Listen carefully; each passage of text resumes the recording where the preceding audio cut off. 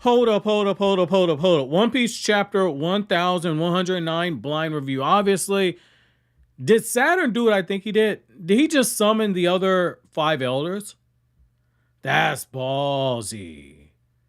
Like, if he did that, that is ballsy. That is a way you raise the stakes. And like, Oda's back on his, you can never count him out for using a ticking clock.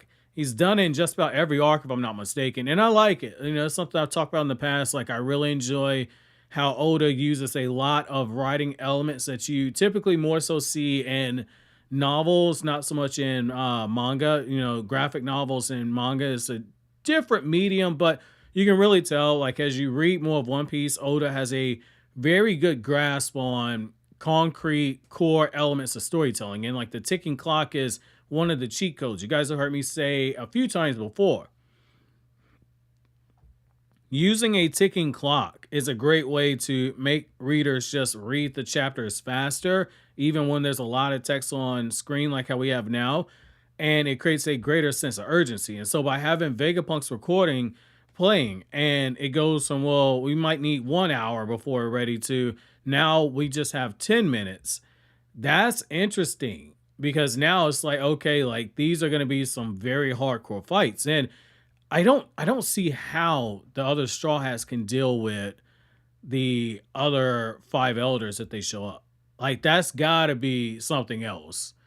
And like, Luffy can't just walk up and one shot all of them. Like, that's, oh, Oda has me intrigued. This is ballsy. This is very ballsy. I don't know how you book this, you know, to use a wrestling expression.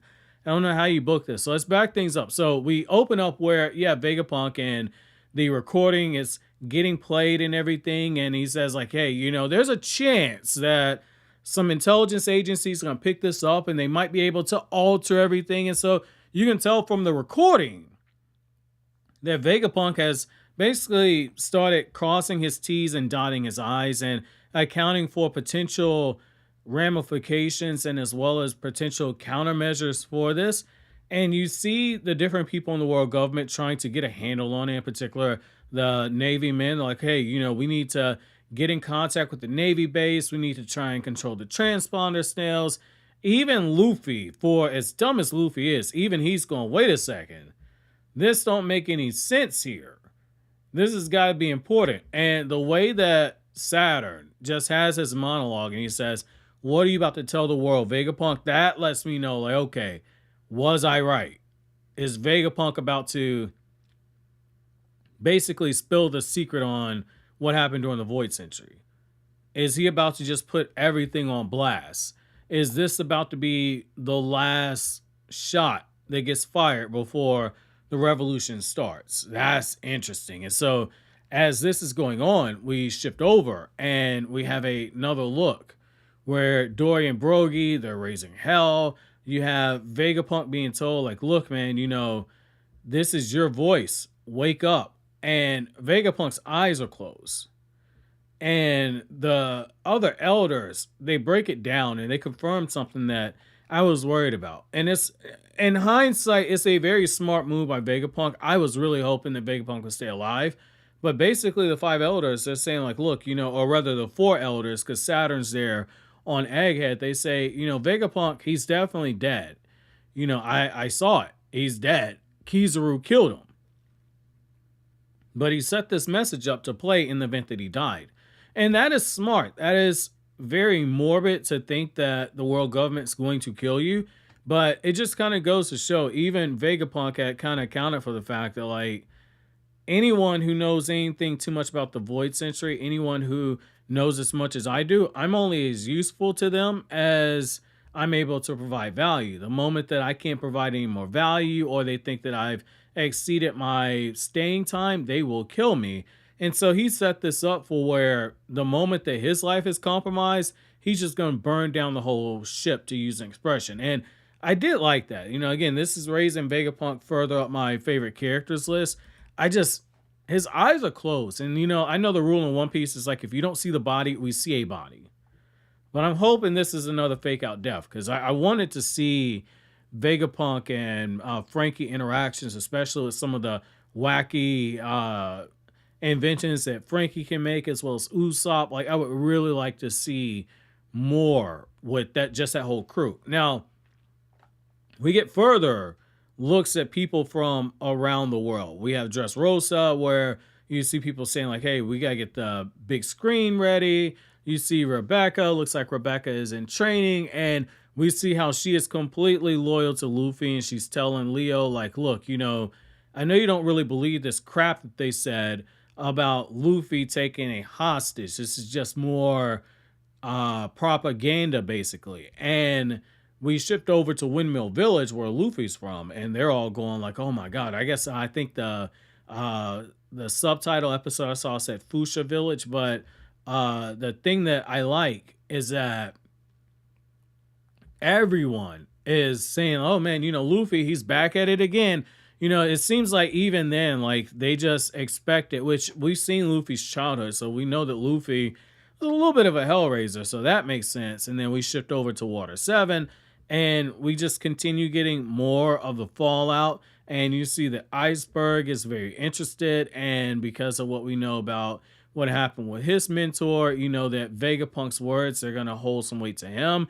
And then when you look at the World Economic Journal headquarters, you see Vivi immediately, showing extreme concern. And, like, I know you guys have told me, like, Vivi is to be considered a honorary Straw Hat. And what I like about this is that even now you see some of Vivi's loyalty, even though she doesn't have to inherently express loyalty by saying, like, yeah, I am part of Luffy's crew, etc. like that. It's not anything like that, but just the way that she was quick to, jump to Luffy's defense and offer concern.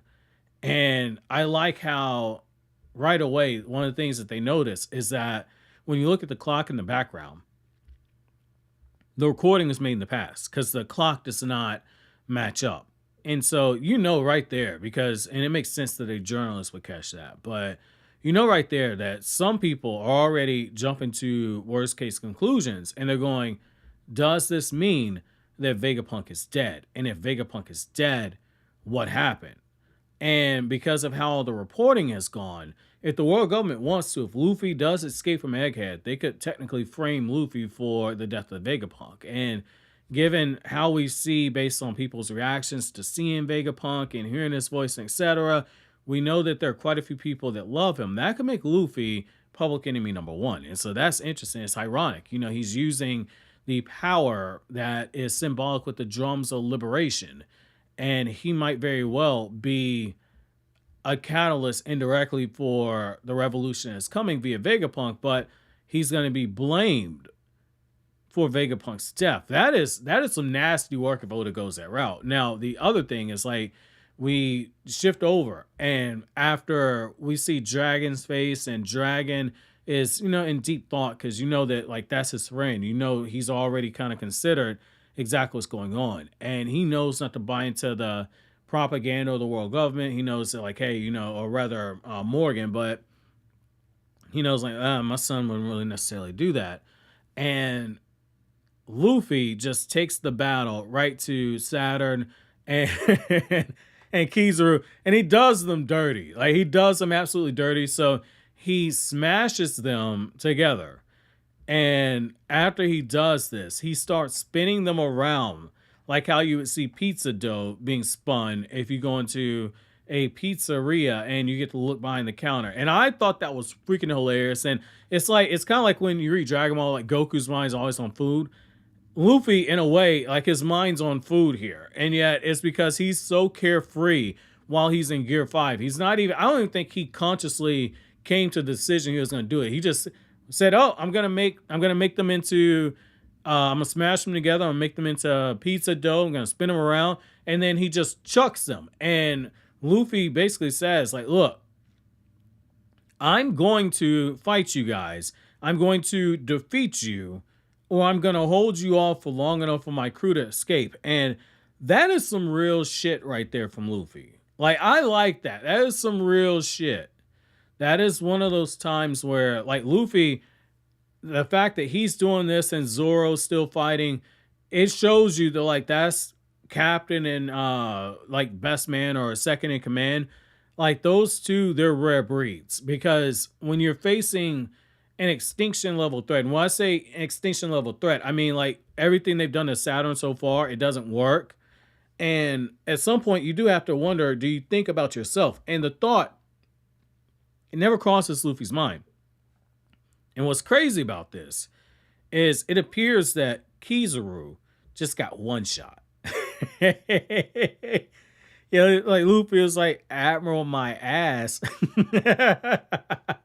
And what's crazy here is that after we shift over from that, that's where Saturn is drawn with this monstrous expression.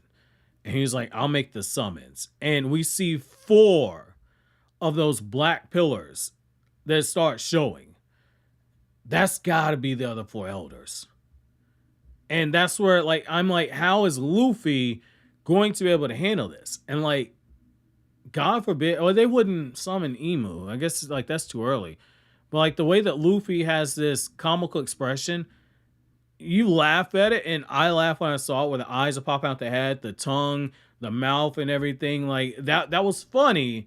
And yet, at the same time, the way that Sanji's face shows that dread, it's one of those things where I'm thinking the Straw Hats might have having to try and fight. Because one of the things that the 5 elders are talking, or the 4 elders, because again, Saturn was not with them. One of the things that the elders are talking about is like, it's got to be at Egghead at that laboratory. And you could realistically see them breaking up and taking the fastest path forward, cleaning up some loose ends. They're already doing a buster call. So it's one of those things like, might as well get your hands dirty. This is good.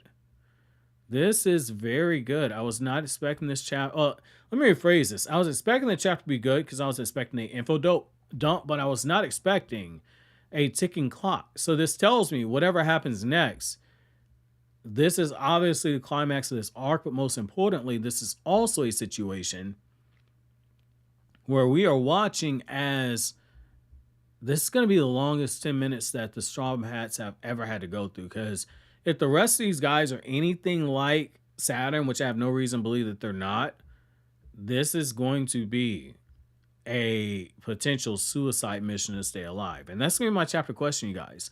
So if Luffy had to fight the 5 elders by himself, could he win? I guess I'm going to get the answer now. But, you know, I want you to kind of put yourselves back in your shoes of where you were when you first read this chapter. Like, what were your thoughts? How cooked did you think Luffy is? Or have you just grown accustomed to the fact that, like, Luffy almost always seems to wiggle his way out of a scenario? Let me know down in the comment section below. But as always, guys, if anything I had to say, don't forget to comment, rate, subscribe, and share. Thank you so much for watching until then. Have an awesome day, guys.